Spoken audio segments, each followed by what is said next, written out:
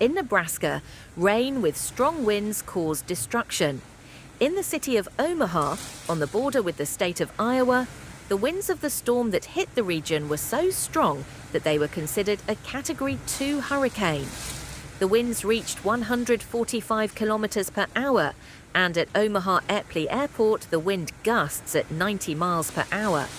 The force of the winds uprooted trees throughout the city, causing damage to vehicles and houses and closing streets and roads. Authorities reported more than 200 service obligations because of the storm. Structural damage occurred to schools and commercial buildings in Waterloo. The storm, with winds similar to a Category 2 hurricane and which involved power outages in Omaha, is considered the largest in the city's history. More than 200,000 residents were left without power in the region. The storm hit the city of Lincoln, whose airport brought wind peaks of 83 miles per hour, and the city of Denton reached 92 miles per hour. More than 30,000 people were left without electricity in the city.